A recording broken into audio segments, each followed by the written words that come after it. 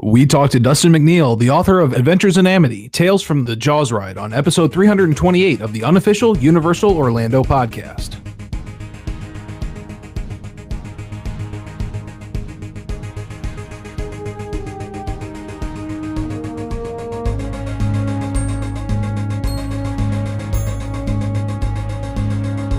Hello, everyone, and welcome to episode 328 of the Unofficial Universal Orlando podcast. I'm your host, Darren, and joining me, we have Tracy. Hello, everyone. Lee. 10 minutes? We'll be shark bait in 10 minutes. Chris. Da-na, da-na, da-na. And as I said in the intro, we are joined by Dustin McNeill, the author of Adventures in Amity, Tales from the Jaws Ride. Dustin, how are you today? I'm good, thanks. I guess this means we're cleared for departure. Yes. Tracy's pouting now because she's the only one that hasn't made a Jaws reference so far. It's going to be a punny episode. I hope so. Cool. Now, before we get to talking to Dustin, make sure you stay to the end of the podcast, as we will be giving you the chance to get your hands on a free copy of this book, and you definitely want to get your hands on it. It's amazing. Awesome. Yeah. So, Dustin, as we ask all our guests first, give us a brief history of yourself leading up to writing your book. Well, I got into writing books maybe 4 or 5 years ago. I mostly write about horror films and filmmaking, but in terms of Universal, I'm a fan from 1990 on, the start of the park. I'm so prejudiced with Universal Studios Florida that no park can come close. And I'm happy to fight any Disney fan any day of the week to defend Universal's honor. You are Good our man. kind of people. Yes, I knew I liked it. So, Dustin, of all the opening day attractions that now, cease to be, why'd you decide to write a book about Jaws, the ride? Well, it was a challenge because I'm in nostalgia love for all of the opening day attractions. It's such a wonderful part of the park that I dearly miss. But I think when you look at the history of Universal Studios Florida, the Jaws ride stands apart in terms of its legacy and in terms of the love and appreciation. If you go on YouTube and you type in any attraction, it seems like there are a billion Jaws ride videos. Apart from the new Potter craze, I think that people just appreciate and want to remember the Jaws ride. It's just so unique and epic, and I think people wish it was still there. I think it's of course we miss Back to the Future, and of course we miss Confrontation and Earthquake, but I think the Jaws ride just had that staying power that we're still talking about it. I don't know. I think it's so ingrained in Universal when you think, like, I remember watching, I think it was an episode of Knight Rider as a kid when they were at Universal Hollywood, and that Jaws section was the bit they showed, and it's just so ingrained in what you're used to seeing for advertising for Universal Studios Florida back in the day, that it is probably their most iconic attraction. Not now, obviously, because it's all Potter-related stuff, but back then it was all Jaws. I remember when we were planning our first trip and realising that I was going to get to ride this ride that was based on my favourite film from being a small child, especially the first time I watched it, my brother fell off the back of the settee in fright. That really cemented how good a film that was. And I'm trying to think how old I was, probably about 7. And I just remember realising that I was actually going to get to ride this ride. And I was so excited, and of course, I rode it, and that was it. I was sucked in. That's my favourite ride ever. So, yeah. Yeah. But, And I should also mention that I'm so, but even before the ride, I'm a huge Jaws the movie enthusiast. Sitting here beside me, framed up on my wall is a cast and crew signed poster for the first film. Awesome. I mean, it's just one of those masterpieces of cinema. So yeah. to get me to fall in love with a ride about that's a pretty easy sell. Yeah, I agree. Yeah. Yeah. Now, you've have some really incredible interviews in the book. I'm really enjoying reading them. And already I've got a few favourites that I'm going to go back and read when I'm finished. So, yeah, the interviews are with people that not only worked on Jaws, but helped mould Universal Studios Florida. Now, how much time did it take to get all of these people on board and then sit and do the interviews? On board. Nice. Tracy got hers in. It happened pretty fast. I think altogether, once I got going on it, it came together in about 11 or 12 months. Wow. Or less, really. I mean, it was so... I really didn't have to write too much of the book because so much of it is interviews. Mm-hmm. And so that saved me work on my part. I just had to interview people and transcribe it and then work with them to approve the interview. And so that made it an easy book to write because there's an attraction guide at the beginning that kind of gives you the basic history. Yeah. And then it's interviews. And that's what I wanted it to be because I put it in the title, Tales from the Jaws Ride. I wanted to get out of the way and let the people who were actually there do the talking. Yeah. And Dustin, I know from doing this podcast that we get people on who've worked on attractions and stuff like that. And basically we sort of light the touch paper and let them go. And you feel like you're cheating a little bit because it's like, I'm not really doing any work, but I'm putting decent content on that that people are going to enjoy. Did you kind of feel that way a little bit with it then? I would have if I didn't have to transcribe and edit about 55 hours of interview because there was a tremendous amount of work in it. But I enjoyed every bit of it. The difficult part got at the end when I started to realize the book has, I think, just over 30 interviews. It could have been easily over 100 or 200. There's so many people that worked on or helped create or maintain the attraction. And I knew it was going to happen. As soon as the book came out, people started getting in touch saying, oh my God, I just got your email. It went to my spam filter. Is it too late to get involved? And I had to, it has to cut off at some point. And so that was a difficult part, not knowing when to release it. You could always do a second edition. I was just going to say that. Jaws the Revenge. That's perfect. You can have that one. You see, the problem is when you said it's going to be a punny episode, Tracy took that as a challenge.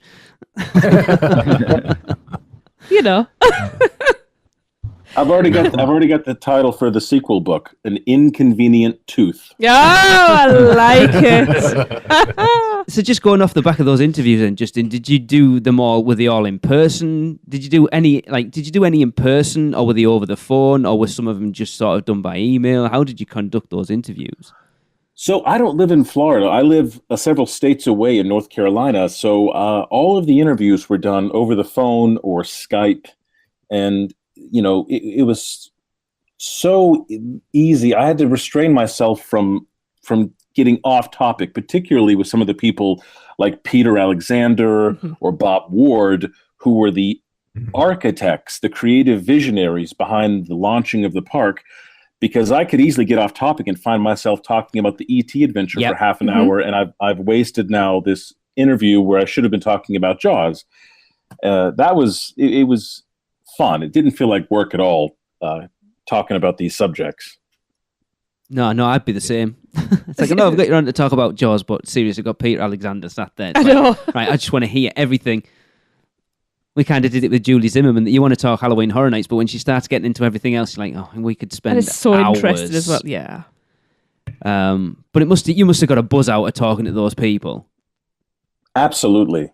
I mean, you could almost get high on this kind of nostalgia. If you're nostalgic for the early Universal, the kind of ride the movies, see how the movies are made, those classic brands in that era, it was so wonderful to dive back into that and talk to the people who helped me make the memories I have of that time. It was so great.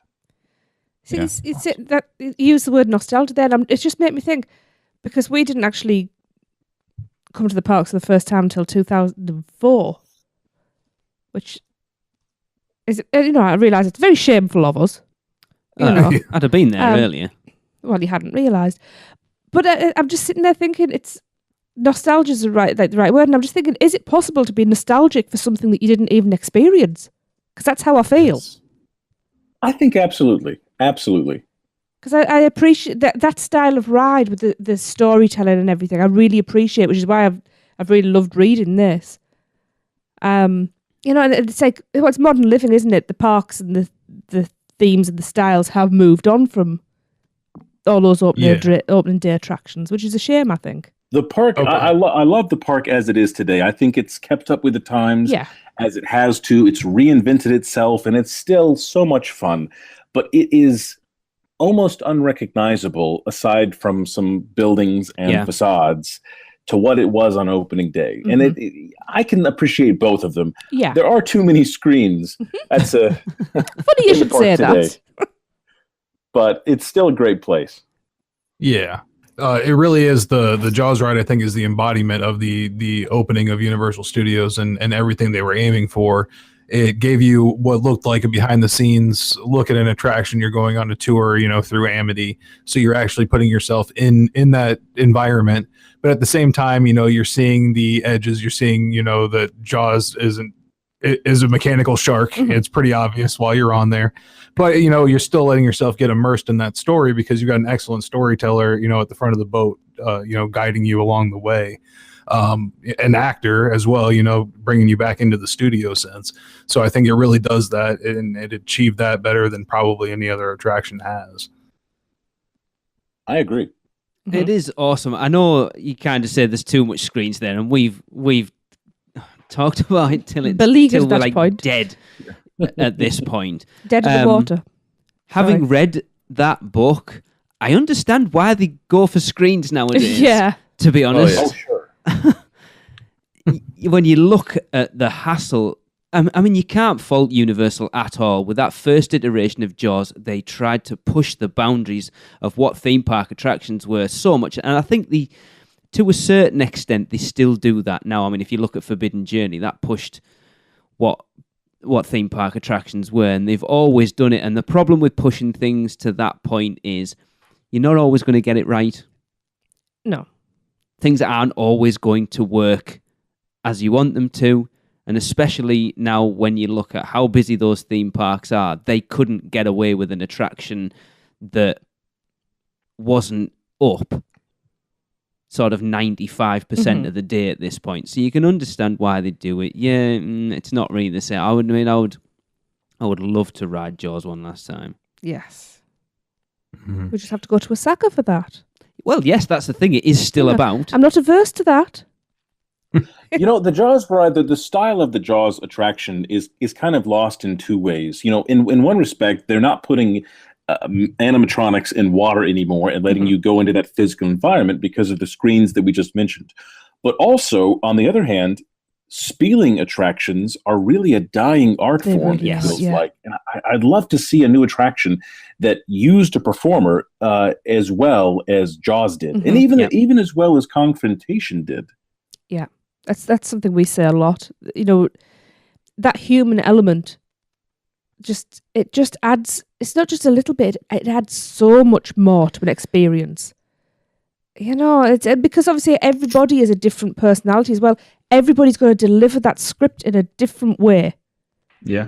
I remember going during Horror Nights. It was for some reason at nighttime during Horror Nights when you would ride that ride, those skippers would always somehow I know they're not supposed to go off script, but they'd always add their little touch into it, and it was amazing. I mean, every time we ride it, sometimes twice on a Horror Nights, night when we used to go years ago.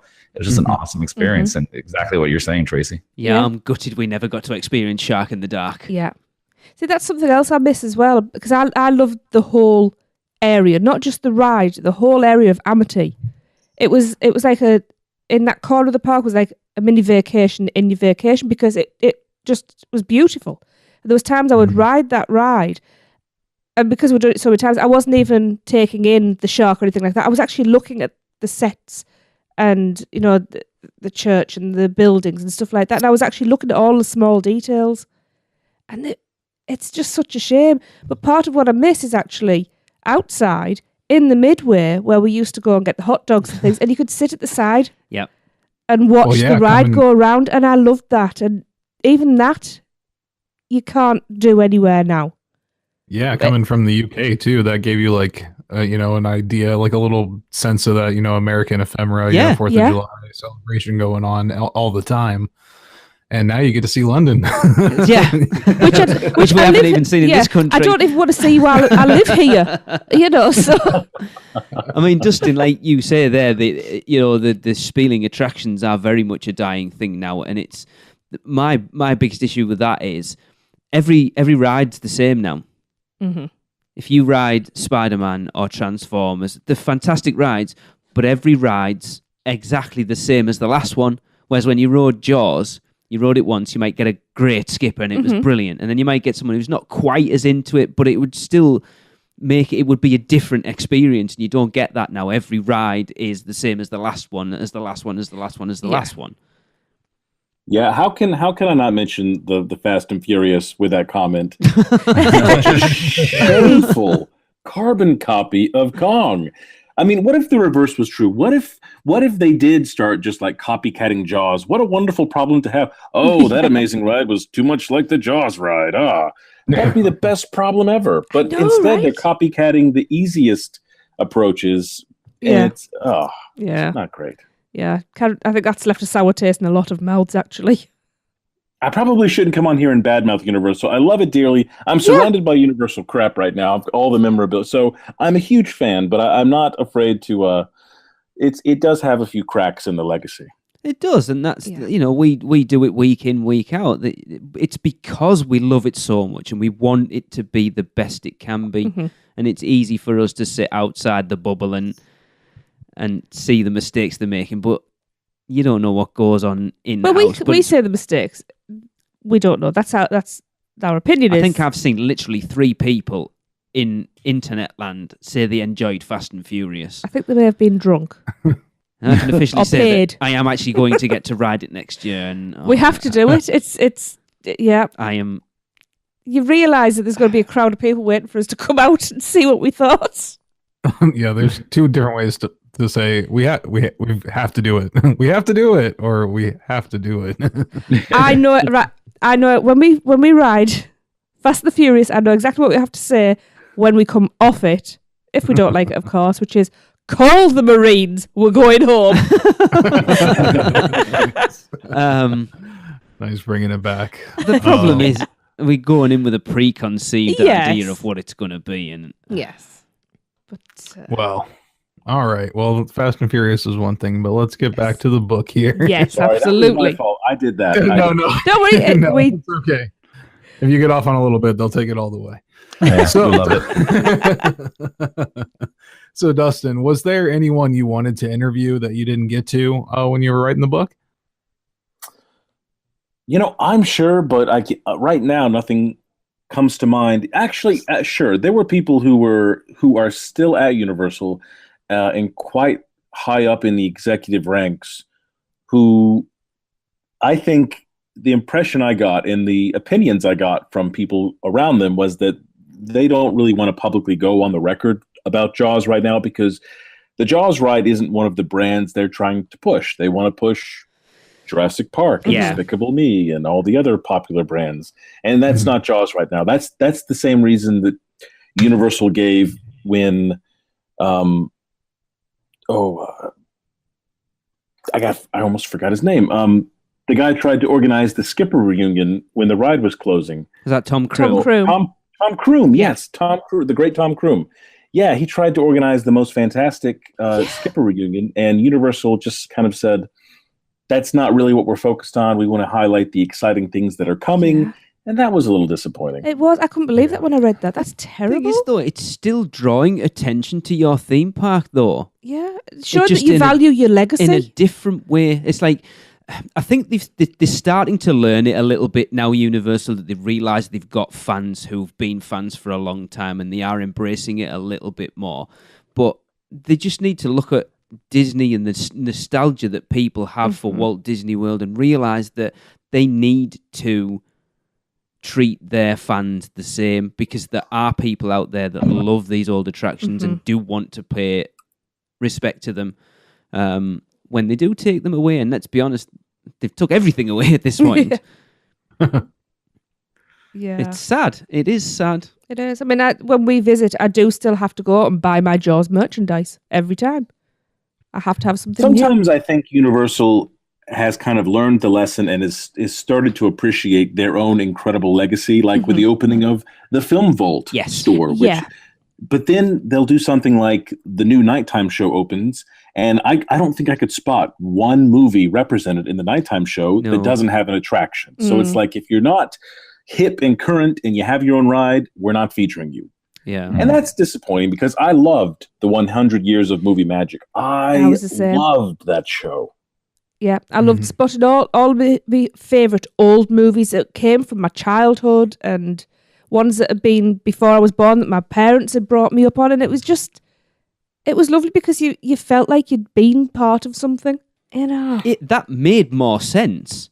Because let's be honest, right? So basically, just what you said with the cinematic celebration, I keep getting them mixed up still at this point. You're basically advertising all the rides that everyone's already ridden because they've been there all day anyway. Yeah. So what's the point? I've never actually thought about it before. Instead of saying, hey, look at what we've built and look at what we're proud of. Yeah, it's... But I think that's just the world we live in, is it, nowadays? And so it's for this reason when I go to the park and I see a Jaws t-shirt or Jaws gummies over there or something, I'm like, yes, there's a little bit of representation of an iconic brand that feels like a tiny little win in a pathetic fanboy heart.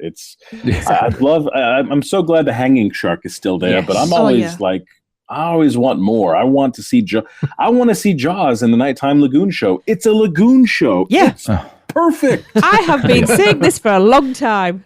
Yes. You can actually put the shark in there. Come on. You could do Stick a fin in there. Yeah. It That's wouldn't all it take takes. much. Even if it literally just swam round in circles. Yeah. I've always wanted just to have them put it on a track and just, every once in a while throughout the day, just have it pop up out of the lagoon. That would be so amazing. Yeah, and even just play the music as well. It would be awesome. Every hour on the hour, people would line up around the lagoon. Absolutely. They would. Candy, sell butter, sell whatever you want, and do it. This is exactly how I feel about Back to the Future. It's just exactly the same. It's like, at least we have the DeLorean and the train's still there. Yeah. But oh man, and when you see the shirts and the film vault, like you said, has really been loading up on like signatures and things like that from Back to the Future and all those kind of things. So it's that's cool the thing. Like arguably, Jaws was a bigger attraction than Back to the Future.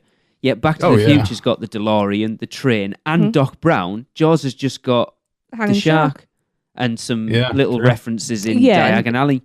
Yeah. Which is they sad. Have Shea Alcatraz. Oh, no, yeah. Shea Alcatraz isn't even... They have a signature drink. How about that? Because that's a great drink. Have you seen that drink? It's so terrific with like the blood and the... Yeah. I need to have one of those next year. The bartender's like making that one. It's fun. What they should do is have like a Quint character hanging out by the shark every now and again. That would be cool. Definitely. Just being rude to people as they walk past. Yeah. I'm on board with that. If we ran the park, it probably wouldn't make a dime, but man, it would... No, but it'd be awesome. It'd be a fanboy's dream. It'd be full of all these, where's all the new rides? Why there's all these attractions, all these old films? If you think about what's new and hip and what's old and boring, it's mind-boggling to think that in 1990, when the park opened, some of the walk-around characters included Charlie Chaplin, Laurel and Hardy, Mae West. I mean, you ask kids today who Charlie Chaplin is, you're going to get a blank stare. Yep. Well, in fairness, bad parenting. In fairness, you've still got Lucille Ball and Marilyn her. Monroe that a lot of kids won't have a clue who they are, but they're fantastic characters to meet and greet with. Yeah. I think so, but even Lucy's losing her stronghold now that she's Hello Kitty. I know. And I'm one of the biggest Lucy fans as well. Same. Yeah, not so much Kitty. Yeah. But it's kind of the same thing with Disney. We just lost the Great Movie Ride, and some of the amazing movies represented in that, the Cagneys and the Casablanca and the old Busby Berkeley musicals. Kids today, they just have no idea. No. So I don't entirely fault these massive theme parks for wanting to update the brands. No. I just wish we had more representation. So may the hanging shark always be there. Yes. Absolutely. So obviously we're all huge Jaws fans on the podcast. Goes without saying. And yes, like many people, we were all very sad to see it go. I didn't believe it. Someone messaged me before Yeah. the official announcement, and I'm sure I've just heard Jaws is closing it down. Like, no. I'm pretty sure I just sat down and didn't speak for a good hour or two because I was not happy. But what do you think it is about Jaws the ride that captured the imaginations of so many people? And why do you think there are so many fans of the ride still out there today? Well, part of it, as I said, is the strength of the Jaws brand. That movie is just timeless. Mm-hmm. And also, as someone in the book said, because I'm sure I'm ripping off someone's idea by repeating this, but with Kong, for example, which was a comparable attraction in many ways, you turn the corner and you saw him from like 100 feet away. Like you saw him coming. With Jaws was the monster lurking beneath the water, beneath the waves. And so for most of the ride, you don't actually see the shark. For most of the ride, you're just building tension through the performance of the skipper. Yeah. And I just think that made such an authentic and exciting, thrilling experience between the movie and the staging and, of course, the sharks and all of it. It was outside. You had the natural elements, whether it was daytime, nighttime. It all just came together magically, as far as I'm concerned. When you're riding the Jaws ride, you, for the most part, 99%, you couldn't see anything else in the park, maybe with the exception of Men in Black. Mm-hmm. All that was there was Amity when you were on that boat. And so it was just so immersive, in my opinion. I agree. That was a bunch of alphabet soup, verbal, I don't know what, but that's my answer. Hey, I was there all along. I followed that. But it is the attraction that most people talk about missing at the park. More than, like, Darren, you lament Back to the Future, and it's like, we never got to ride Confrontation, but it sounds like it was a pretty cool ride. But Jaws is the one. Well, yeah. Yeah, Back to the Future, at least it's still kind of still there. You can still, see the ride system in place. It's really sad to, go and not see Jaws there at all. I know. Yeah. At least my favourite toilets are still there. They just rethemed them. Just rethemed them. Oh my God! I was there the week. My family went down for the final week of Jaws to say goodbye, and then we came back just randomly the week that Diagon Alley opened. They were setting up for the grand opening, the celebrity premiere, and I remember seeing those blue bathrooms, and we were like, "Look, they're still here. This is incredible!" And we came back the next day, and I said, "You know what? I'm going to do something stupid. I'm going to take a picture in front of the last remaining Jaws building still standing, and I'll be damned if they didn't paint it brown overnight." Oh man! I feel like someone heard my comment that this pathetic little set of bathrooms is all I have. Yeah, and it was painted brown. I don't know. It was Amity blue one day, and then it was I don't know what brown the next.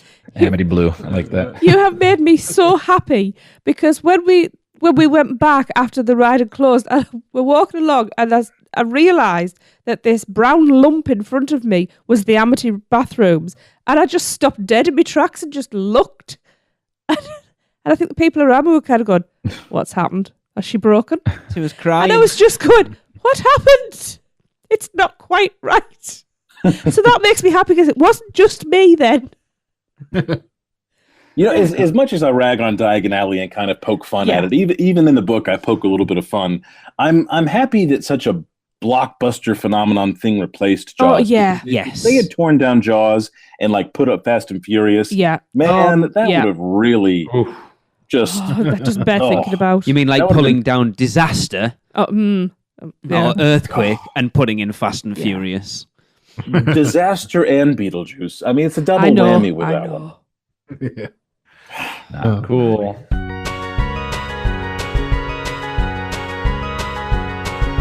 The holidays are here, guys, and whether you're a Grinch or Cindy Lou Who, doesn't matter. It doesn't change the fact that it's time to start thinking about what to give your loved ones this year. Well, don't fret, because both Disney and Universal have you covered. So Disney recently unveiled the Ultimate Christmas Time package with a set itinerary full of exclusive experiences that includes a 5-night stay from December 17th through the 21st. Also includes hopper tickets and exclusives such as special access to Pandora and Toy Story Land, all for just $175 per person per night, starting at that. But for all you thrill seekers, Universal has something similar with their winter savings vacation package, where you can save over $300 a night for a 4-night stay for a family of 4 that includes buy 2, get 2 days free tickets that can be park to park or base. It's a great, great deal. So reach out to us at mouseandmuggle.com, where you can fill out a no obligation quote request. And remember, at Mouse and Muggle Travel Company, our goal isn't to sell you things, it's to help you make memories. So let our team of experts help you plan your next big adventure. In the interviews in the book, you detail how complex both versions of the attraction, especially the first iteration. Now, how much has writing this book given you an appreciation of not only for the Jaws ride, but all major theme park attractions? Oh, so much. There's so much thought that goes into things that even the most ardent theme park fans, unless they know about engineering, don't know. So I interviewed several engineers for the book, theoretical engineers, design engineers, I all kinds, and they had to work out this incredible math and in their preparations for the designs. I mean, everything from the displacement of water to how fast it can reset, just so complex. It's really amazing, not just with Jaws, but I would guess with any theme park attraction. Yeah. It's just so impressive. I don't understand, honestly, half of it, but listening to it, it impressed me. It's just, I think there's a picture in the book that really sort of brought it home to me, where the lagoon's drained, and there's literally 3 sharks in that picture, and anything. It just makes you realise how just mind-boggling putting an attraction like that together, that literally they had it where in a 7-boat rotation, 1 boat left and it reset, and another one came in straight after. Such a fast and reset. It was literally just one after another going through each scene the same time, every time getting the same experience. Just unbelievable. Yeah. Oh, the 7-boat rotation, the maximum boat rotation is the most impressive thing to me to visualize and think about, because I'm someone who can't chew gum and bounce a basketball. But these sharks could all reset in unison enough so that as soon as one boat is leaving a scene, the next is literally pulling in. It's almost like a dance. I have no idea how they figured that out. No, I mean, I learned a lot reading this book about the underwater switches for the gas explosions, and turn it off so they don't actually drive through fire or sail through fire. Actually, but it is more drive, isn't it? Yeah, because they're not boats. Well, this is it. I mean, I knew that there were, with the second version of it, they were on tracks, but I hadn't realised that it was actually more just like an actual vehicle attached. Do you know what I mean? I know what I'm trying to say. It wasn't a boat with a guide. Amazing how much thought went into it, because they programmed, part of the programming was that the motions of that vehicle, which is truly just on a track, they made it roll like you were in water on a boat, even though it's not actually responding to the waves at all. No, but it did. It felt like you were buoyant. Not that you were in a car or something like that, which essentially you kind of were. Just a boat-shaped car.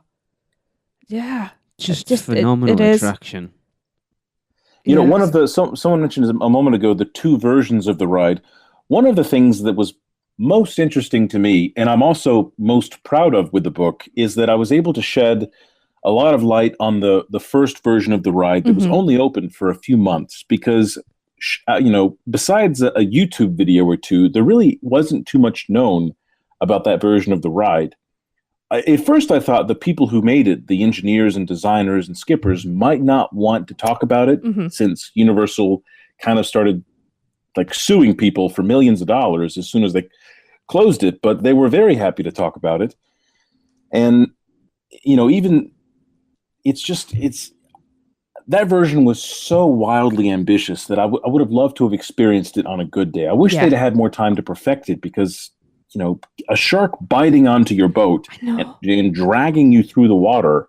Yeah. Really, like, it's amazing they even thought to try that when no one had ever done that before. It's just so ambitious. Yeah. You were mentioning, the first iteration. I remember when I was reading that part, I mean, it was, like you said, extremely detailed, right?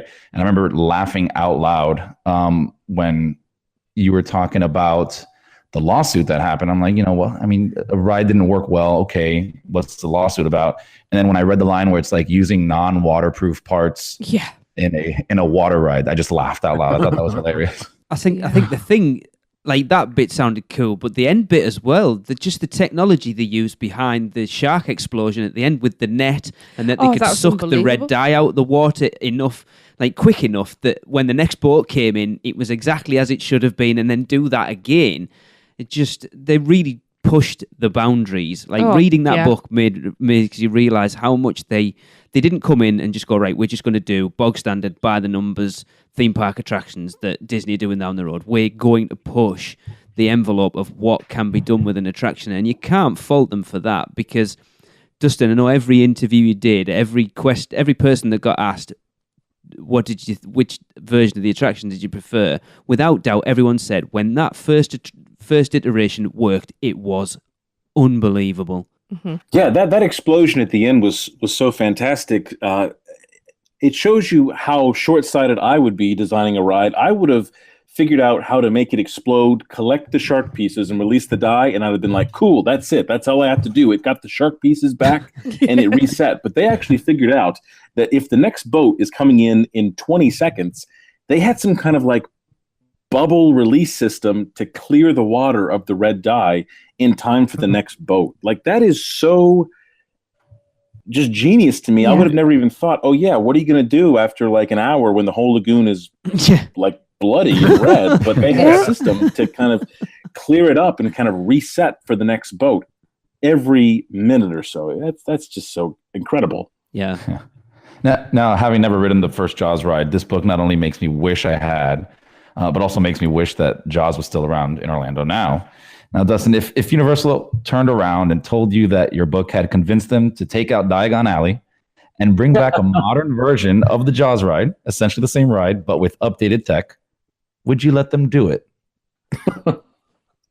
Of course. Wait, what do you mean updated tech? Do you mean screens? Would this be screens? It's funny. I've toyed with the idea of doing like a theme park Imagineering show about doing how they would do the Jaws ride today, not using screens, but like real sharks. Yeah, it wouldn't be real sharks. It would be quite interesting to see, to basically take that attraction, but bring it up to date without using screens. I don't want it modern. I want our Jaws, proper Jaws. But I think there's a way to do it with so many different approaches. In the Hollywood studio tour version, you're not even in a boat. You're just like driving past. Mm-hmm. And for many years, that was plenty exciting. It's kind of cheesy now, but so if they were to redo Jaws today, I'm sure they could figure out a less challenging way to do it that was still exciting and thrilling. I mean, if they just replaced Shrek 3D with like a 3D version of the Jaws trailer on loop, I would go watch that. Yeah. It's a real low bar for me when it comes to Jaws in the park. I mean, if not doing animatronic sharks in water, what other ways do you think you could improve on that? I mean, projections or something on the water? Mm-hmm. It's got to be. I mean, I think you could use that in physical conjunction. I think, I think the animatronics would still have to be there for sure. Yeah, without a doubt. Do an indoor Jaws ride? I think so. You know, it would enable them to control the environment completely, and maybe turn on a dark and stormy sea and things like that. That would be cool. Yeah. Not a Little Mermaid style one, though. No. Please, no. More like actually, that might be great. No. She eats the little Jaws eats Ariel. It's like little wooden cutouts of Jaws coming up and down, and that sounds great. The musical scene would be 20,000 Leagues Under the Sea kind of Jaws ride where we're all on a submarine and we're under the water with him. I could see that. I'd be on board with that. That's taking it to the next level for sure. Yeah. How about we are Jaws and we're like in a Jaws mechanical underwater thing? There you go. You could do it like a Jaws escape room where the room Jaws escape room. the room is the orca with Jaws attacking it, and you have to get out before the boat fills up with water, otherwise you drown. You get eaten by the Well, shark. of course, I don't think. Of course, it's crazy to think that Universal would ever want to do another Jaws ride. In my wildest fantasies, what I would love to see is bringing it back to Universal's legacy. I would love to see Universal's version of the Great Movie Ride. Yes. Oh, where yes. we had a Back to the Future scene and an earthquake scene and a Jaws scene, and they did it that way. That would be fantastic. I think we've kind of talked about that before, haven't we, Darren? Didn't you do on one of our armchair Imagineering things, starting off going through like the classic monsters and then... Exactly. Yeah, they have so much material for that. It would be awesome. Very easy for them to do that. Absolutely. Well, I think that was not so much a ride, but the rumor that the whatever the Gardens of Allah became, that was going to be some sort of Universal Museum, wasn't it? It was a rumor for the longest time, and then it was just a screening center. Yeah. Boo. That's how it happens. But I mean, going back to how technologically advanced the ride was when they started to do it, I can't remember who the interview was with now, Dustin, but they literally had that software, and they were asking the guys who created that software how to do this, and they were like, yeah. We don't know. No one's ever tried to do that before. And they had 3 different pieces of high-end software trying to get them all to talk to each other that had never been done before, and it's just... Yeah. I would have been drinking so heavily if I was that guy, because they had just like gotten the contract with Universal. It's high pressure because the failure of the first version is still so fresh, and you buy all this expensive software, and you've got to start giving. They had like a couple of weeks to give Universal the first CG like video of what the shark would do, like mathematically accurate video. And the salesman is like, "Oh yeah, no one's ever put this software together like that before. I told you it was possible, but oh my god, yeah, that was one of the engineers who was just probably the smartest person I'll ever talk to in my life." But again, it's that type of interview where you think the average person gets on that boat and enjoys a 6.5 minute exciting adventure through Amity, and will never, ever appreciate everything that's gone into that attraction. And that book is there now as a legacy for that attraction. And anybody who is remotely a Jaws fan or even a theme park fan needs to read that book because it will make you appreciate every element of a theme park so much more. Without a doubt. Like, I know I'm going to go to Universal next year and I will ride Fast and Furious and I will come off it and I will all over it. But I will have an appreciation of it because I know it's quite technologically advanced, and I know there's someone has sweated his proverbials off to put that attraction together. Yeah.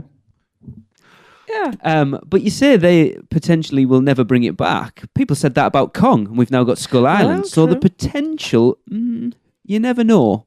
You know, I'm holding my breath for, I don't know whether we class it as 3rd or 4th gate that's coming. I would like 3rd. I would like a historical land, so it's all bring back the old rides. Yeah. Oh, like that. That great Universal movie ride would be perfect. I think so. Have a legacy park. Get rid of Shrek and put it in there. Whoa. I would so love to be. That would be so fantastic to be wrong about that if they came back and brought one of the old attractions back. Of course, Kong is helped by the fact that we have new Kong movies coming out, which I think seems to be what gets Universal to do anything these days.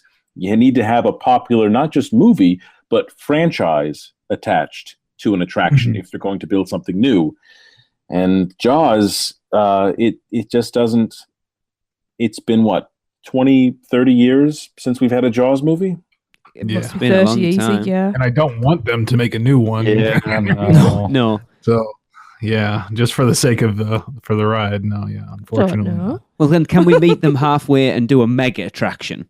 No. That's what I was going to. Oh, man, you stole it from me. Oh, Sharknado. Oh my goodness, not Sharknado. Yeah, No. I was gonna say if Jaws was still around now, and if Diagon Alley didn't take over, then that's most likely what would have happened. The skipper would have been replaced by Jason Statham, and they would have done the same ride, but just called it the Meg. Yeah. I just saw that movie yesterday, and if you're going to do a Meg ride, I think you have to do screens right. I mean, you're not going to build like a 30-foot tall animatronic fin and try and move that through water. But wouldn't it be awesome? How amazing would that be? I was thinking, yeah, but wouldn't it be cool? Yeah, you can do it. No one's ever done Horizon it. of Orlando, you'd see Hogwarts Castle, the island's what do you call it? The tower, lighthouse, Yeah. and then you'd see the Meg fin towering over both of them. Yeah. You know what? We went to the moon. We can do it. Yeah.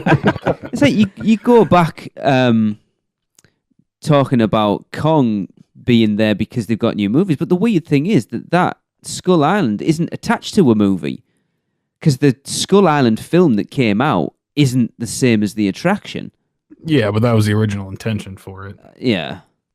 Yeah, the timeline of that kind of got off.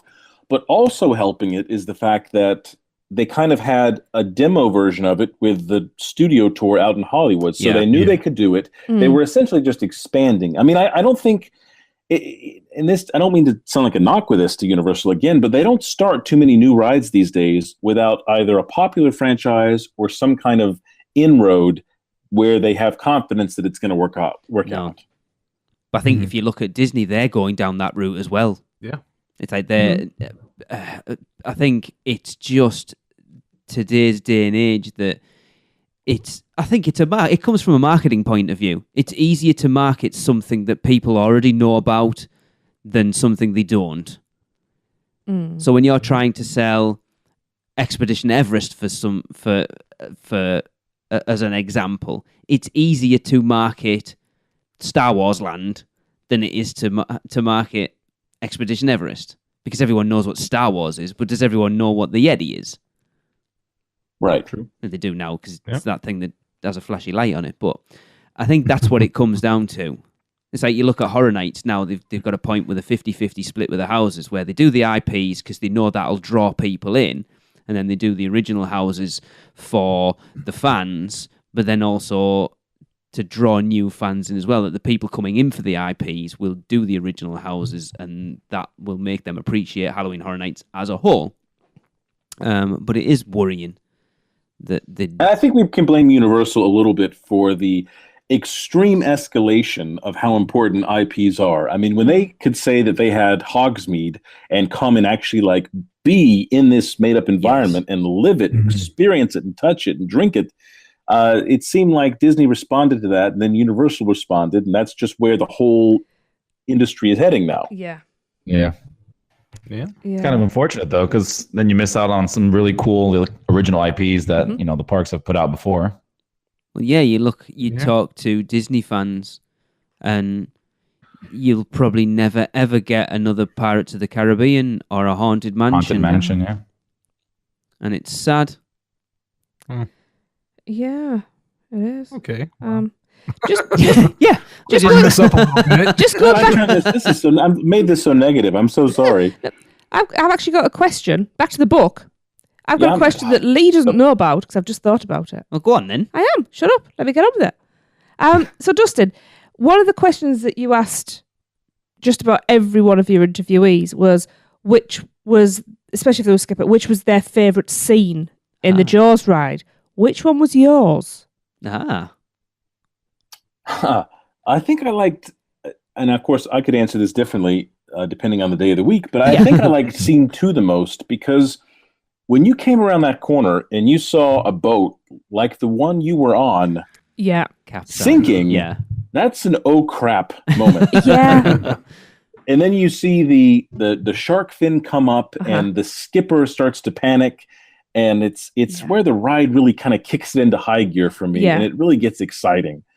So that was the most thrilling part for me. I thought it was pretty funny that a lot of the skippers would say that in the summers they liked the boathouse best because of the shade and the more air-conditioned kind of environment, and in the winter they liked the gas dock explosion best because they got to warm up a little bit. Yeah. I thought that was funny when they were adjusting the barge, and it's like they turned it up when it was just hot enough to burn your face off, and then dial it back a little bit. Oh yeah, one of the skippers in the book, and I forget who, but they got a guest complaint one time because a woman complained that their driver drove the boat too close to the flames, and she wanted to file a complaint about that. That's a pretty great compliment. Yeah, right. Very I read that one today. Attraction so much now, it's killing me. I know we did when it first closed. We did a Jaws tribute episode, and we had a skipper on, Josh Ash, and that gives you, just talking to the skippers. It's one of those, when you talk to a skipper to how hard that job was. All the elements they had to pull together at once, and that you worked full rotation on that ride, so you didn't just spiel, you didn't just work unload, you didn't just work load, you were constantly moving all around that attraction. It was a hard job, yet every one of them loved it. I didn't talk to one person who was like, "Oh yeah, I worked on Jaws. Oh well, big deal." I mean, it was such a subculture. It was a Universal. Everyone who worked on that ride, whether they replaced the shark skins or spieled on a boat, or they all were so fond of their experience there. Yeah, it's like a badge of honor, wasn't it? Because it's awesome. Oh, absolutely. And it's like, you look at was it Gabrielle who was the first female? That was Lisa Marie. She had a boat named after her.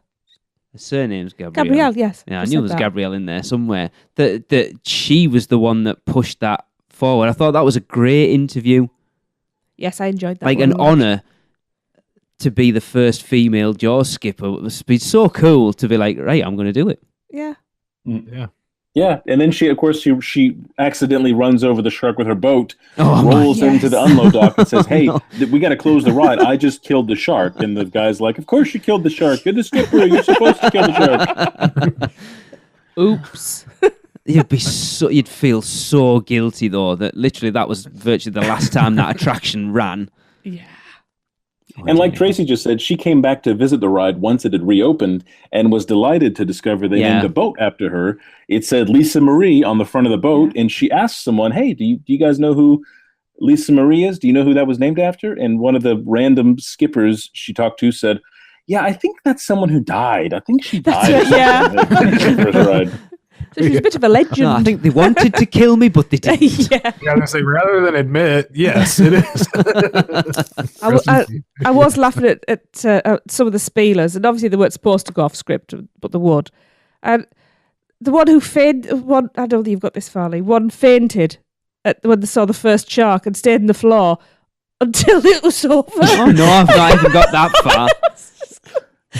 I was just putting myself in the position of being a first-time rider on this ride and thinking, are they okay? and I'm pretty sure we had one did this where they managed to position themselves so they missed every shark. They'd fasten the shoelace or pick something up or be looking the wrong way. Right. And yeah. I mean, I understand that especially for first-time riders, they have to stay on script, and I can understand them getting into trouble. But yeah, for those of us who rode it multiple times, I always appreciated the. I know from talking. Extras. I think it was Horror Nights when they did it the most. Yeah. I know. I remember when we talked to Josh that the Universal were so anal over them sticking to that script. But I know, I'm sure I remember him telling us that they used to hold skipper offs after the ride had closed to who could come up with like the funniest script or stuff like that. And that I would have loved to have been a fly on the wall during some of them. Yeah. Oh yeah. Yeah, that had to be fantastic. My favorite one was during Horror Nights run through where my skipper just like he covered his eyes and like pointed the gun in the direction. He was like, so basically he's just like blindfolding himself and shooting the gun. the grenade launcher, like perfect, straight on, all right, like going under his leg and stuff like that. Those times that he could get away with it was great. I think the funniest time that we had was at the end. So he would like shoot the opposite way, right? He'd shoot on the right side of the boat. The left side would get the water up going. And at the end, he goes, "This gun isn't working right." Puts the gun away. He goes, I think we can kill it with our voices. Stage 3, all of you yell in this direction, did it, and then the shark comes up all like, mutated. Nice. See, now we need more attractions that give them the freedom to do things like that. That'd be awesome. And that's the thing. The fact that those speed attractions aren't there, you miss out on all this. I mean, literally, what have we got now? Well, we were talking about Fast and the Furious, but that was the last time I had a great experience like that was Horror Nights this year. They have some, people that are interacting with the screen, and the person had their own script and they were kind of going for it, and it was hilarious. So that is one interesting element of that attraction, that the queue or the pre-show has spielers, but not the attraction itself. Yeah. I mean, it's I do appreciate that. Yeah, a little bit in there. So. Yeah, you've only really got Poseidon's Fury now. Which, how long? Yeah, and the writing's been on the wall for that for a long time, hasn't it? Yeah. Can't think of anything else. All right. Well, we are cutting it to the edge here, so that is going to bring us to the end of the show. But Dustin, as we alluded to earlier, we have a copy of your book to give away. So will you please let the people know the question that they must answer? Sure. What popular movie was the Jaws ride based on? Ooh. No, I'm kidding. Oh my God, that's a joke. I'm kidding. Technically, is it Jaws or was it Jaws 2? Okay, the real question is, in scene 3 of the Jaws ride, the skipper tries to hide from the shark in a boathouse. Which character from the movie Jaws does that boathouse belong to? Oh. This one. I'm not even sure. I know. Oh my goodness. We're going to have words later, do you? Well, if you think you know the answer, email it to us at podcast@uuopodcast.com, and you have until noon Eastern time on December 3rd. I just entered. Yeah. So we'll announce it on, I think that'll be episode 300 and what are we on? 29. Yeah. Awesome. Yeah. Just before, sorry, Darren. Just if you don't mind me jumping in. I just want to say, Dustin, from the second I've actually picked this book up, I was absolutely hooked, and you completely blew it out the water. Thank you. That's great feedback. And funny. You're welcome. I think it is. But no, I love it. I will read this multiple times. Awesome. And yeah, I think it is so important that, people are putting together what I'll consider a historical reference, to rides at Universal. Yes. Disney gets a lot of this kind of treatment, the history of rides and things like that. And I think it's important that Universal's legacy is held with these kind of things. And I definitely encourage, if you're going to do another one, Back to the Future, very into that one. So love to see a compendium and more, of this kind of book for, other attractions around the park for sure.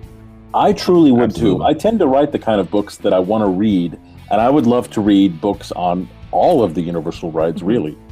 Certainly. Yeah, Hitchcock, it would be so amazing. Yeah. To, get the history like this on all those other attractions. It'd be so cool. The thing is as well, the book itself is striking. You look at a lot of sort of theme park books and they're just your typical sort of theme, your typical book size, just like a small paperback, but it's because it's like a big coffee table book. It's much more of a thing. It's an event book. Yeah. It's an adventure It's in awesome. itself. It's like a college textbook size. Let's be honest. Yeah, very true. You're getting your book's worth, that's for sure. Yeah. It is awesome. So the last thing to do is to let everyone know where they can get your book, Dustin. So let us know. It's available on Amazon, or if you'd like to just learn more about it, see some pictures or read some excerpts, you can just go to talesfromthejawsride.com. Awesome. And everyone, go out and pick a copy up now because it is well worth your pound or your dollar. Yes. Awesome. Yep. All right. Well, thank you so much for being on, Dustin. And that is going to do it for the show here. So for Lee, Tracy, Chris, and Dustin, I'm Darren, and this has been the Unofficial Universal Orlando Podcast. Cut, print, that's a wrap for another episode of the Unofficial Universal Orlando Podcast. Never miss a show by subscribing on Apple Podcasts and leave us a rating and review while you're there. Not an Apple user? You can listen on Stitcher, Spotify, YouTube, iHeartRadio, or your podcatcher of choice. Email us any questions or comments to podcast@uuopodcast.com. Follow us on Facebook, Twitter, Google+, YouTube, Instagram, and Pinterest. Just search UUO Podcast. Keep up with the latest news, rumors, and updates on our blog at uuopodcast.com. Thanks for listening. See you next week.